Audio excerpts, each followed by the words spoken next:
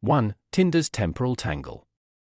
In the fetid, post-industrial miasma of Hastings, circa 2024, where the ghosts of Victorian seaside grandeur mingled uneasily with the detritus of late 21st century ennui, there dwelt a singularly unremarkable specimen of Homo sapiens Britannicus. Billy Codswallop, for such was his nominative burden, slouched through existence with the listless gait of one who had long since abandoned any pretense of ambition or purpose. Born into the tepid embrace of lower middle-class mediocrity, Billy had navigated the treacherous waters of the British educational system with all the finesse of a drunken cormorant. It wasn't that young Codswallop lacked the requisite grey matter for academic success, rather, he suffered from a terminal case of contibiastitis, a malady all too common among the youth of England's children. Billy's formative years were a blur of half-hearted attempts at scholastic adequacy, punctuated by marathon sessions of Game Boy-induced thumb strain and the sort of existential malaise usually reserved for French philosophers and chronic insomniacs. His parents, Derek and Mabel Codswallop, had long since resigned themselves to the fact that their only progeny was unlikely to set the world aflame with his incandescent brilliance. His not a bad lad, Derek would often muse over his fourth pint at the local, the mangy ferret, just a bit, well, you know. This profound analysis was usually met with sage nods from his drinking companions, who were themselves no strangers to the concept of underachievement. And so it was that Billy drifted through his A-levels with all the purpose and direction of a deflated balloon in a hurricane.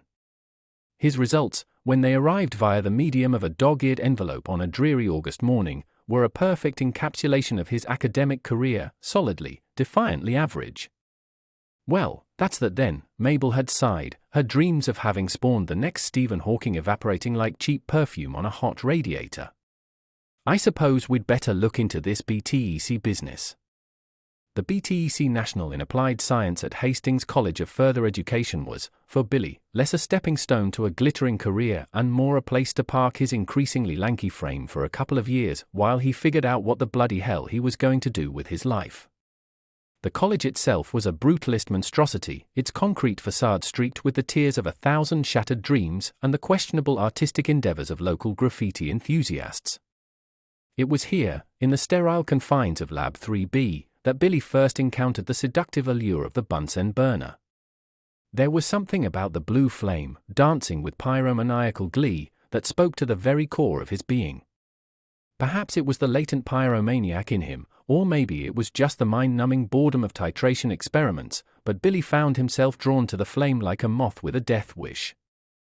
"Mr. Codswallop!" The shrill admonishment of Mrs. Pemberley, a woman whose bouffant head defied both gravity and good taste, cut through Billy's reverie. "If you're quite finished trying to commune with the spirit of Robert Bunsen, perhaps you'd care to join us in the fascinating world of acid-base reactions." Billy's mumbled apology was lost in the sniggering of his classmates, a Greek chorus of acne and hormonal confusion. He returned to his worksheet, idly wondering if it was possible to induce time travel through sheer force of ennui. Little did young Codswallop know that his flirtation with chronological displacement was to become far more than idle speculation. As Billy meandered through his BTEC, displaying all the enthusiasm of a smackhead on nothing but Valium, he discovered an unlikely passion lurking in the recesses of his otherwise uninspired psyche. Steam trains, those glorious behemoths of the industrial age, captured his imagination with a tenacity that surprised both himself and his long-suffering parents. Weekends that might have been spent in pursuit of more typical teenage diversions, illicit ciders in the park, fumbling encounters behind the bike sheds, or the ritual humiliation of attempting to gain entry to nightclubs while sporting a laughable attempt at facial hair, were instead devoted to the arcane world of pistons, boilers, and coal-fired locomotion. Billy's bedroom, once a shrine to the holy trinity of adolescent obsession, video games, questionable posters, and the lingering aroma of unwashed socks, underwent a gradual transformation. Model trains appeared on every available surface, their tiny wheels forever frozen in anticipation of journeys never to be taken. Posters of the Flying Scotsman and the Orient Express jostled for wall space with dogeared timetables from the golden age of rail travel. His parents, initially relieved that their son had found an interest that didn't involve property damage or potential incarceration, soon found themselves drowning in a sea of railway ephemera. "It's not natural," Derek would grumble, tripping over yet another scale model of the mallard as he navigated the minefield of Billy's floor. Boy his age should be out chasing girls, not fawning over bits of metal. Mabel, ever the pragmatist, saw a silver lining. Well, at least it keeps him out of trouble. And who knows? Maybe he'll end up working for British Rail. The irony of this statement, given the impending privatization of said institution, was lost on both Codswallop Sr. and Jr. Billy's obsession with steam power, while all-consuming, did little to improve his academic performance or his prospects for future employment. Upon completion of his BTEC, an achievement met with all the fanfare of a particularly underwhelming village fate, he found himself adrift in the sewage-infested waters of the 2024's job market. What followed was a period that future biographers, had there been any, would charitably refer to as Billy's formative years, but which was, in reality, a succession of soul-crushing menial jobs that tested the very limits of human endurance and the elasticity of polyester uniforms. First came a stint at Sainsbury's, where Billy's talents were put to use in the noble art of bag packing. His technique, described by one irate customer as akin to a drunken octopus attempting origami, did little to endear him to either management or clientele. The highlight of this particular career cul-de-sac came when Billy, in a moment of absent-minded automation, attempted to scan an elderly woman's chihuahua, having mistaken it for a particularly animated leg of lamb. The resultant chaos, involving a yapping canine, a malfunctioning till, and a volley of invective that would have made a sailor blush, saw Billy's tenure at Sainsbury's come to an abrupt and ignominious end. Undeterred, or perhaps simply unaware, of his manifest unsuitability for customer-facing roles, Billy next found himself in the cutthroat world of telesales. Armed with nothing but a headset, a script with all the literary merit of a washing machine manual, and a database of increasingly irate potential customers, he set about selling double glazing with all the enthusiasm of a narcoleptic teenager. His sales pitch, delivered in a monotone that made Ben Stein sound like an over-caffeinated carnival barker, was a masterclass in anti-charisma. "Hello, is that Mrs. Miggins? How would you like to improve your home's thermal efficiency while simultaneously reducing your carbon footprint and potentially increasing your property's resale value?" The ensuing silence was usually broken only by the dull thud of receivers being slammed down with enough force to register on the Richter scale. After 3 weeks, during which he managed to sell precisely nothing, unless one counted the profound sense of despair he instilled in every person unfortunate enough to answer his calls, Billy was quietly ushered out of the call center, his headset handed over to the next bright-eyed recruit ready to have their spirit crushed by the unforgiving wheel of commission-based sales. The nadir of Billy's employment odyssey came in the form of a brief but memorable stint at Hastings' premier, and only, food packaging plant. Here, amidst the relentless cacophony of machinery and the overpowering aroma of processed comestibles, Billy found his true calling as a human automaton. His task, to ensure that each tin of mushy peas, that most beloved of British delicacies, contained precisely the right amount of mushy greenness, required a level of concentration and dexterity that Billy found utterly beyond his capabilities. The conveyor belt, moving at a speed that suggested its designer had a pathological hatred of human reflexes, became Billy's own personal river STYX, each tin a damned soul passing judgment on his inadequacies. It was here, elbow-deep in a vat of gelatinous legumes, that Billy experienced what lesser minds might term an epiphany, but which in his case was more akin to a minor neurological event brought on by the fumes of industrial-strength pea essence. There must, he mused, narrowly avoiding losing a finger to the relentless maw of the canning machine, be more to life than this. This profound realization, worthy of Descartes himself, was interrupted by the sudden and calamitous failure of Billy's hand-eye coordination. In a sequence of events that would have made Rube Goldberg weep with joy, Billy managed to knock over an entire pallet of empty tins, creating a domino effect that culminated in the Great Pea Flood of 2024. As he stood there, dripping with the viridian aftermath of his incompetence, Billy knew that his career in food packaging had come to a sticky and somewhat pungent end. It was in this state of perpetual unemployment, drifting through life with all the purpose and direction of a plastic bag caught in an updraft, that Billy found himself on that fateful day when serendipity, that most capricious of mistresses, decided to take a hand in his affairs. The Red Lion, a pub whose glory days were so far in the past they had probably involved actual lions, was Billy's port in the storm of his existential crisis.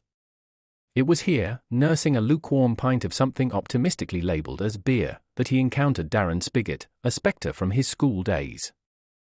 Darren, whose academic career had been only marginally less undistinguished than Billy's own, had somehow managed to secure employment at the local nuclear power plant. This fact, delivered with the sort of smugness usually reserved for lottery winners and those who'd just found a parking space in central London, piqued Billy's interest. Nuclear power, eh? Billy mused, his brain cells rallying for perhaps the first time since his encounter with the Bunsen burner. Bit like steam power, innit? Just atomier. Darren, whose understanding of nuclear fission was roughly on par with his grasp of quantum mechanics, nodded sagely. Yeah, mate. Loads of steam and that. You'd love it. Always going on about trains and whatnot, weren't you? And so it was that Billy, armed with nothing but a half-remembered BTEC and an enthusiasm for outdated modes of transport, found himself applying for a position at the Hastings Nuclear Research Facility. The interview process, conducted by a panel of scientists whose combined IQ could have powered a small country, was a masterclass in mutual incomprehension. Billy, drawing upon reserves of bullshit hitherto untapped, waxed lyrical about the thermodynamic properties of steam, the elegance of pistons, and the raw, unbridled power of the locomotive. The interviews, perhaps swayed by his passion, or more likely, suffering from a collective stroke, saw in Billy a raw talent that could be molded, shaped into something resembling a competent nuclear technician. Or at the very least, someone who could make a decent cup of tea. And so it came to pass that Billy Codswallop, erstwhile Pecanner and failed telesales operative, found himself employed in the cutting-edge world of nuclear research. The Hastings Nuclear Research Facility, a brutalist carbuncle squatting on the outskirts of town like a concrete toad, was to be the stage for the next act in the tragicomedy of Billy's life. Here, amidst warning signs that promised imminent death in a variety of colourful ways, Billy was introduced to the arcane world of nuclear physics. His induction, a grueling 2-week process designed to impart the basics of radiation safety and reactor operations, was for Billy an exercise in advanced daydreaming. As his trainer droned on about half-lives and containment protocols, Billy's mind wandered to more pressing matters, namely, his pathetic love life and the cruel mistress that was Tinder. For you see, dear reader, alongside his newfound career in the nuclear arts, Billy had embraced the brave new world of online dating with all the finesse of a bull in a china shop. His profile, a masterpiece of unintentional self-sabotage, read like a cry for help disguised as a personal ad. Billy, 23. Likes steam trains, mushy peas, long story, and not being irradiated. Dislikes work, effort, and most forms of human interaction. Looking for someone to share my collection of railway timetables and potentially my genetic material, pending successful decontamination. It was this digital cri de coeur that occupied Billy's attention as he absent-mindedly nodded his way through lectures on reactor core temperature management and emergency shutdown procedures. His thumb, calloused from hours of fruitless swiping, moved with mechanical precision as he dismissed potential mate after potential mate. Little did Billy know that his divided attention, split between the arcane world of nuclear fission and the equally mysterious realm of human attraction, was about to catalyze a chain reaction of events that would make Chernobyl look like a minor case of overheating. As he entered the reactor control room for the first time, Billy's eyes widened with something approaching genuine interest. The banks of blinking lights, mysterious dials, and ominously labeled switches spoke to the part of his psyche that still thrilled at the sight of a steam engine's control panel. Right then, Codswallop, barked Dr. Francine Fission-Botham, a woman whose severity of manner was matched only by the improbability of her surname. Your job is simple. Monitor these readouts, and if anything goes into the red, hit this big red button.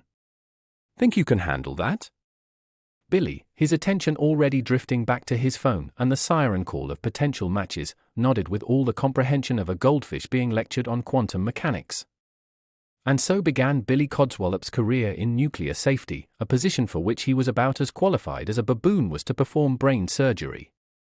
As he settled into his swivel chair, one eye on the intimidating array of instruments before him, the other firmly fixed on his Tinder feed, the stage was set for a confluence of events that would reshape history, alter the very fabric of time, and prove once and for all that love, like nuclear fission, was a force best handled with extreme caution and protective gear. Little did Billy know, as he swiped left on yet another profile, dismissing poor Charlene from accounts, whose love of cross-stitch and Vin Diesel would forever remain a mystery to him, that his next swipe would set in motion a series of events that would make the butterfly effect look like a minor flutter in the space-time continuum.